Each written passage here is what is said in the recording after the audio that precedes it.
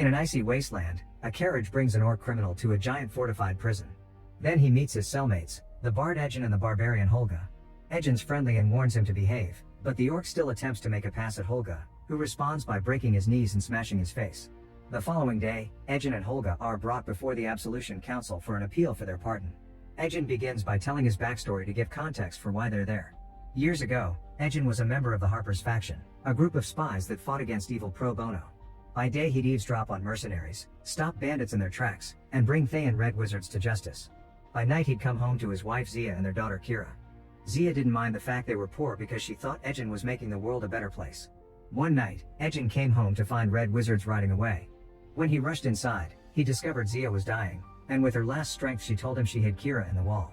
That day, Edgin's devotion to the oath died as well. It was hard for Edgin to raise Kira alone, and he kept going to the tavern to get drunk until one day he met Holga, who was banished from her tribe for falling in love with an outsider. Holga took pity on the baby and accepted to help Edgin raise her, but they never became a couple. They had a relationship based on mutual respect. They tried to live honestly, but surviving was getting hard, so Edgin and Holga resorted to thievery. They started by robbing jewelry shops, and when they put their hands on a necklace that let you become invisible, they gifted it to a now older Kira so she could stay safe. Kira started to come to the robberies with them, and eventually they recruited new team members like Sorcerer Simon and Rogue Forge. This allowed them to hit bigger treasures, but they still had rules. They never harmed anyone, and they only stole from the rich. Things changed when they met a wizard named Sophina, who requested their help to rob Karin's Keep, a Harper stronghold filled with riches. While Edgin refused at first, Forge convinced him when he told Edgin that the keep contained the Tablet of Reawakening, which he could use to bring Zia back to life. Since this place was more dangerous than usual, Edgin told Kira to stay home, ignoring her pleas for him not to go if the threat was that big. He didn't tell her about the tablet just in case the plan wasn't successful. The team easily broke into Karin's Keep and Sophina immediately grabbed a weird glowing horn. Edgin grabbed the tablet, but this triggered a trap that made all the guards appear. Sophina breaks the rules and knocks down all the guards before using a spell to stop time, which traps both Holga and Edgin. Before the others run away, Edgin throws the tablet at Forge and asks him to keep Kira safe. As Edgin finishes the story, the last council member finally shows up, who turns out to be a bird-like creature. Edgin and Holga don't hesitate and jump on him to break through the window, using the creature's wings to escape safely, ignoring the fact the council was ready to approve their pardon. Now free, the duo returns to their home, finding it's been empty for a while. After retrieving Edgin's loot, they go to the tavern to discuss how to find Kira, and thanks to a flyer they learn that Forge is now Lord of Neverwinter. After a long riding trip, they make it to Neverwinter, which is preparing for the annual Heisen Games. At the Lord's castle, they reunite with Kira, who is more excited to see Holga than her own father because she thinks Edgin abandoned her for selfish reasons. Then they reunite with Forge, who explains he used the riches stolen from Karin's Keep to make himself the Lord of Neverwinter, and Sophina's working with him as his advisor. Edgin then learns that Forge has been telling Kira that he was arrested for stealing riches and not because of the Tablet of Reawakening. And to make matters worse, there are wanted posters for their heads, proving they weren't just released legally. Heard over being lied to, Kira runs out of the room, and Forge announces he won't give them Kira or the tablet. Edgin and Holga attempt to attack Forge, but Sophina uses her magic to trap them on the floor, revealing that she and Forge had been working together to betray the rest of the team back during their last heist. Forge orders his guards to imprison the duo, but Sophina changes the orders to execution behind his back. The duo is taken to an alley for their deaths, but Holga lifts a tile from the floor and uses it to fight off the guards. Her barbarian skills make it an easy battle for her, and soon all the men are unconscious. Then she steals an axe from them before escaping with Edgin. Meanwhile, Forge tells Kira that Holga and Edgin abandoned her again after getting the tablet. Moments later, Holga and Edgin agree they must rescue Kira and the tablet from Forge, and for that they'll need a team. First they go looking for Simon, who is performing silly magic tricks for entertainment, but these tricks are actually a diversion while he casts a spell to steal the audience's gold and trinkets. When Simon sees his old friends, the shock makes him fail the spell and the audience catches on the trap. Furious, they try to attack Simon, who tries to defend himself with magic. He isn't a very good sorcerer though, and his spells go wrong. First he sends the people up to the ceiling, then he ends up flying through the window himself. Luckily Holga is ready outside to catch him. The trio runs away and Simon accepts to help, but he points out that his magic isn't enough to stop Sophina. To get inside they'll need a druid, and Simon knows one. Later, the trio arrives to see a druid about to get killed.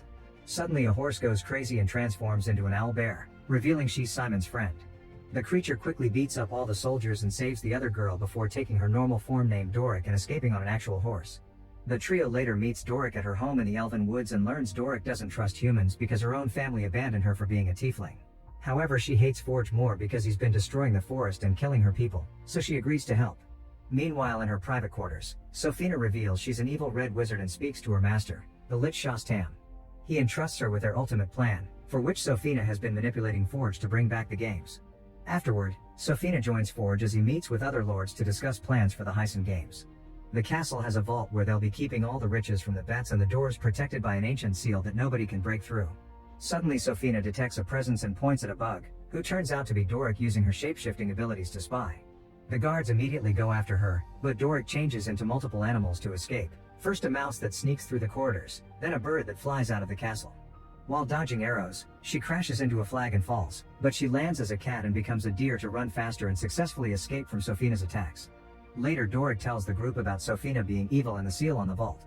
Simon can't break such a seal unless he were to possess the Helmet of Disjunction, which is said to have gone missing ages ago. However, Holga says her people fought the cult of the dragon, so they may know where it went. Meanwhile Sofina hires an assassin to hunt down the team. She also orders him to kill all the guards that let Doric escape.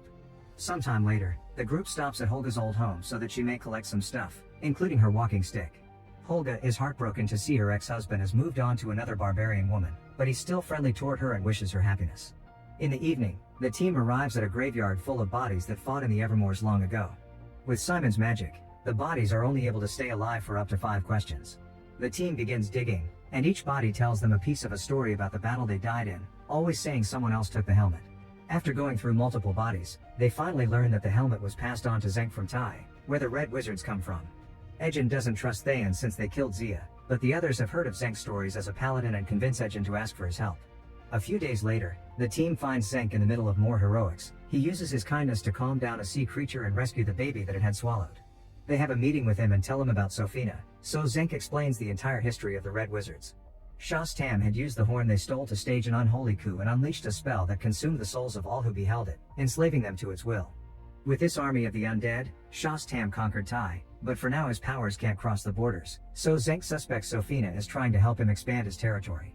Zenk only agrees to give the team the helmet when Ejin swears to distribute Forge's wealth among the people of Neverwinter.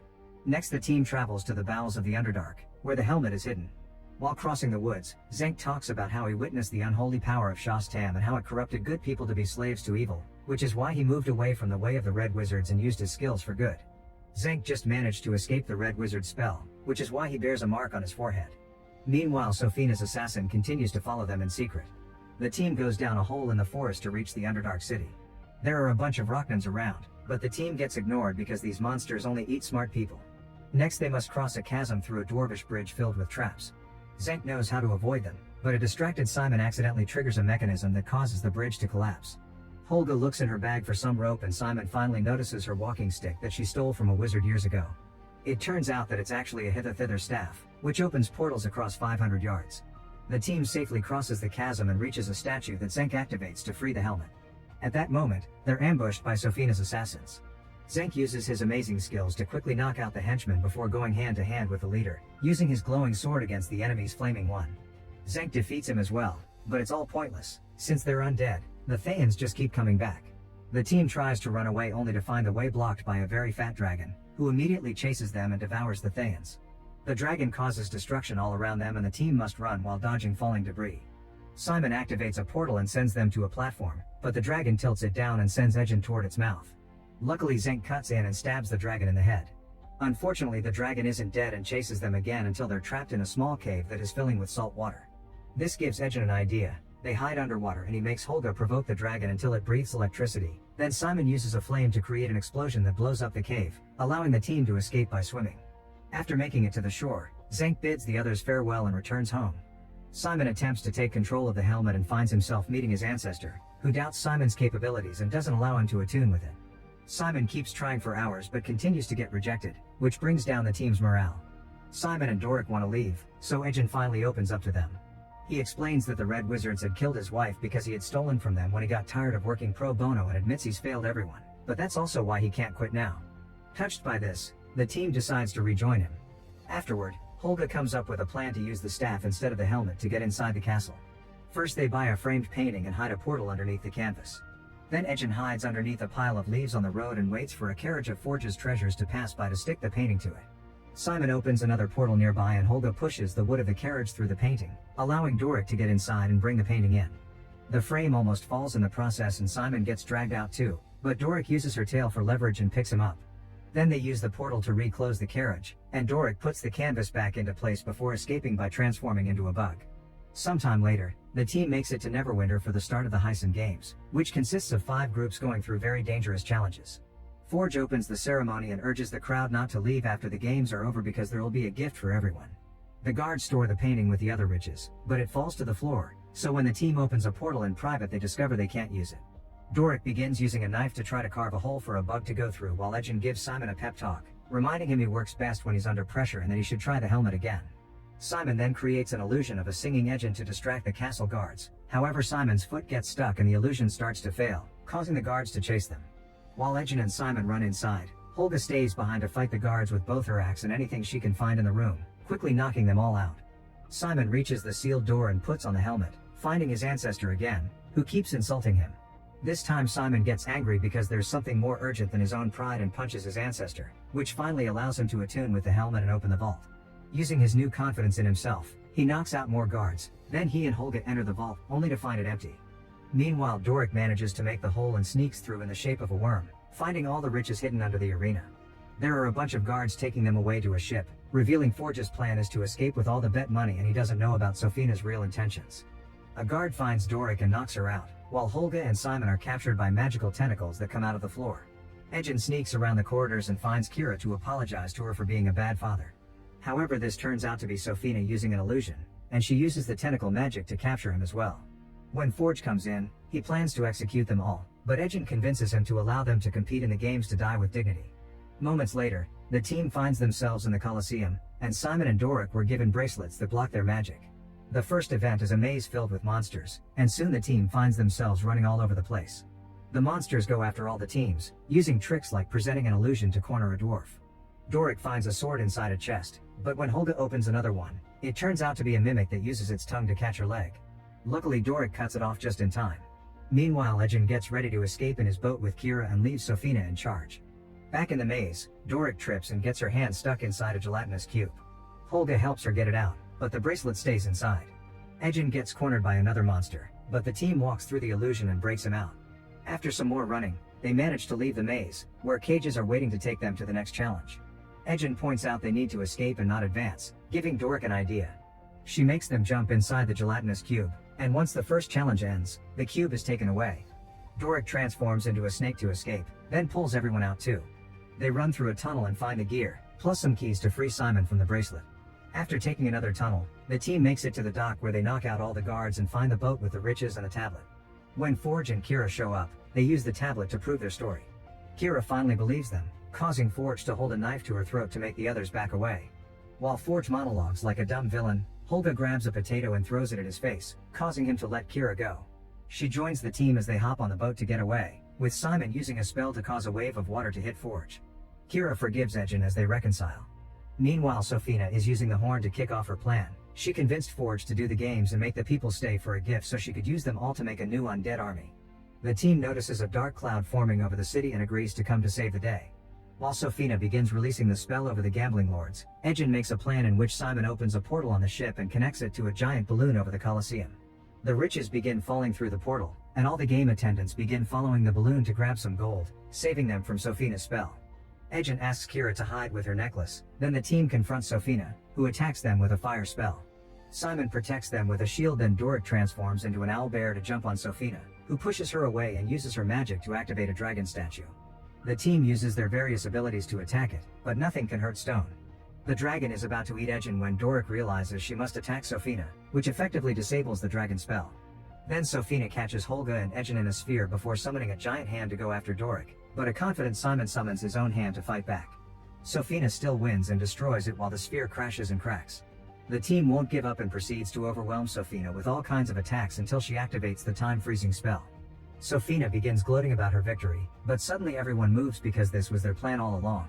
When Sofina looks to her side, she discovers an invisible Kira put the bracelet on her wrist, blocking her magic. Then Doric becomes an owlbear and gives Sofina a good beating until she kills her. While the team celebrates their victory, they find that Holga was mortally wounded in the fight, and she dies.